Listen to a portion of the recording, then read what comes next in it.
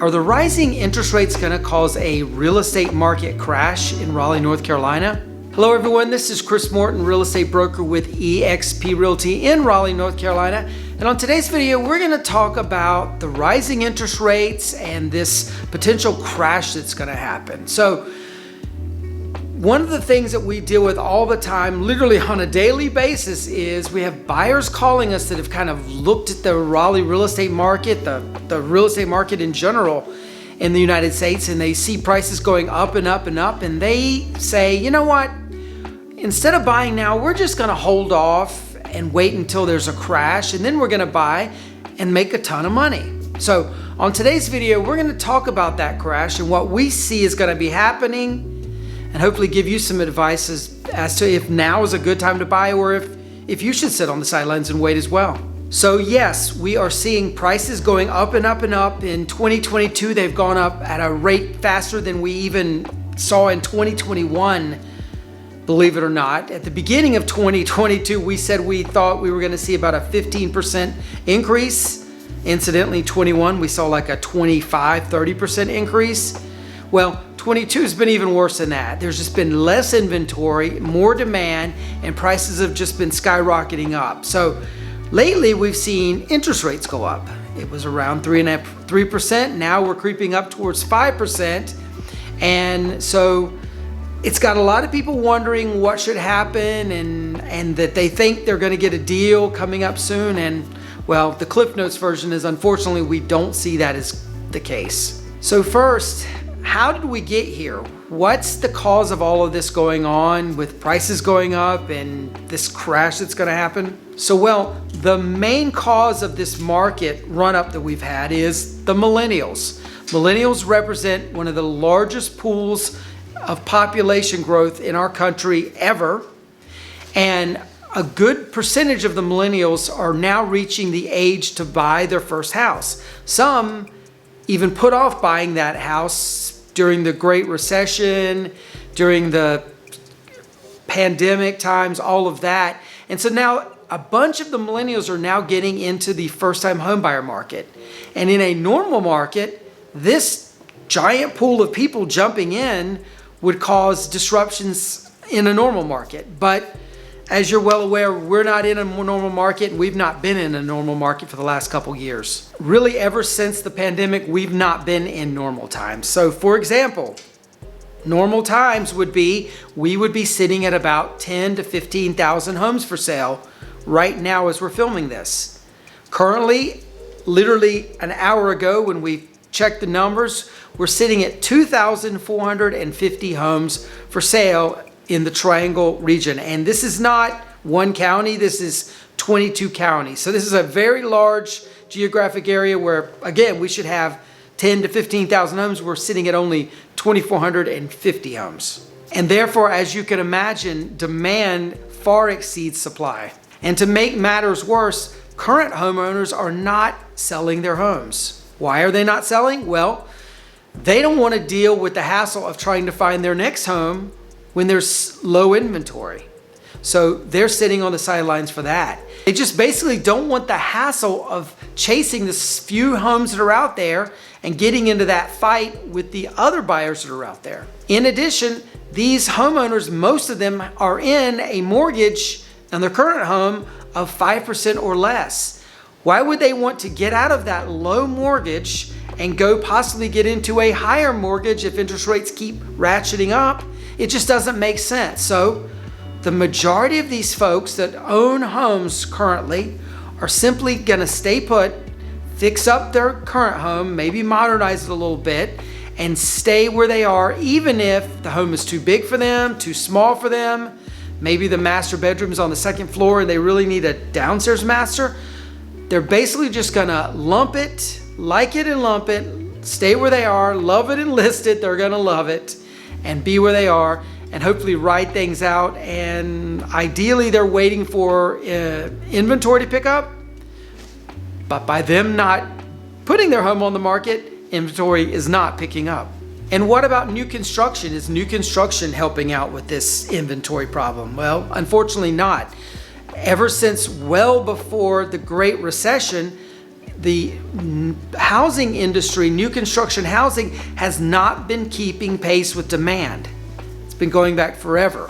The pandemic doubled that because, of course, supply chain issues and labor issues made it even worse. So there's way more people looking to buy new construction homes than there are new construction homes available, and projections are it's going to be a number of years before this problem even gets fixed, and there's even some semblance of equilibrium between demand for new construction and the supply that the builders are putting out there. So with all this, you have high demand, low inventory, and it causes rising prices. So with all this in mind, will rising interest rates coupled with the frustration buyers are feeling by the lack of inventory, is all of that going to tamp down on demand and cause either a crash in the housing market or at least a slowdown on the housing market?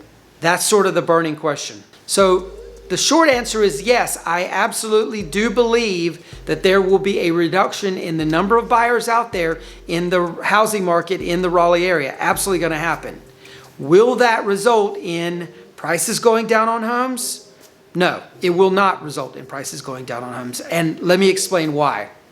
So back to that number, we have 2,450 homes for sale on the market right now. In order to have a balanced market, meaning that prices are steady, there's no paying over asking price or having to dump a house and paying well under asking price. In order to have that asking price equilibrium, you basically have to have the same number of buyers and the same number of houses for sale. So for every buyer, there's a house for them to buy. Well, in order for that to happen, you're going to have 2,450 buyers to handle those 2,450 homes for sale. Definitely no way in the world it's possible that we have only 2,450 buyers, even if interest rates skyrocket. My guess is we probably have somewhere around 10,000 buyers right now.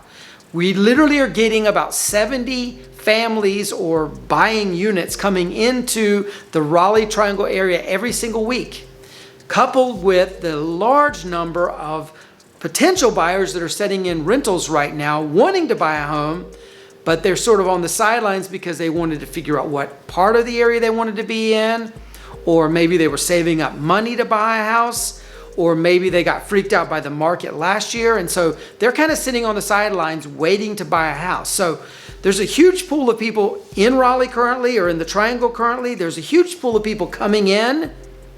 So there's no way we're going to have a reduction of interest such that we will hit equilibrium.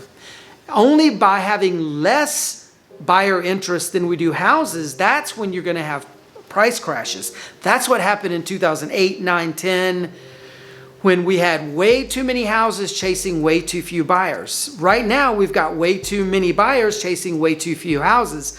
That, of course, causes a price increase. If we get ourselves to an equilibrium, then we're probably going to just have a slowdown in price increases and be back to where we were in traditional times, the good old days, where we saw an increase of maybe 2, 3, 4% a year.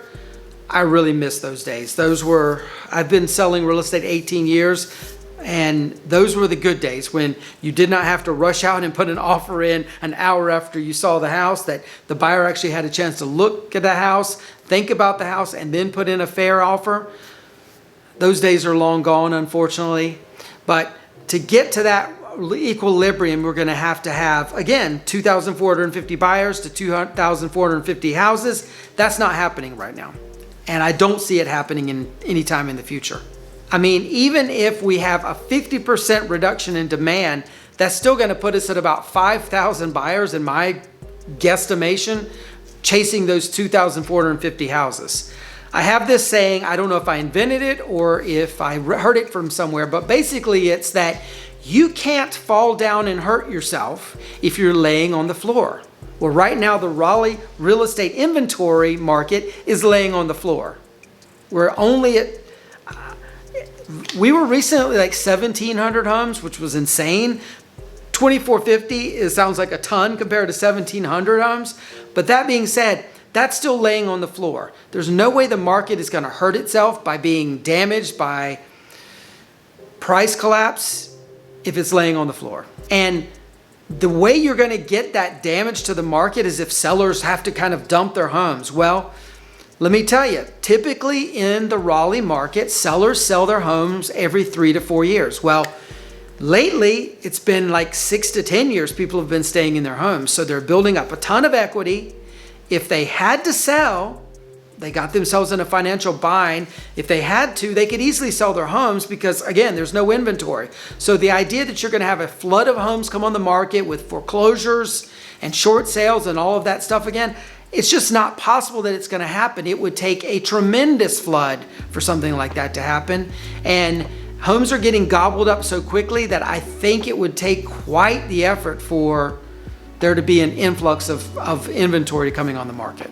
So again, our prediction, housing prices may slow down from that 30% increase that it's been going on for the last couple of years. Yeah, that's not sustainable, I don't see, but it would not go down from like 30% to the positive to 30% to the negative. You're not gonna see a $500,000 house today be priced at $350,000 in the next months or years. More likely you're going to see again that good old days of the 3%, 4% increase. But again, that would mean that $500,000 house is going to be worth $510,000, $520,000, not $350,000. So our advice to you, if you need to buy a house, it's to go ahead and buy a house. Get yourself into the real estate market, invest in a home, especially a home that you can see yourself living in for a good number of years, because unlikely we're going to see a price decrease such that you're going to get a deal. The deals that you're going to get are the deals that you get today. So in other words, buy what you need today, be happy in the home that you're going to buy, love it, and love living there for however many ever years you need to live there. So as always, we would appreciate it if you like this video to hit that like button and subscribe if you've not done so. My team and I would love to be your real estate agents of choice if you're planning a move either into the Raleigh area or out of the Raleigh area.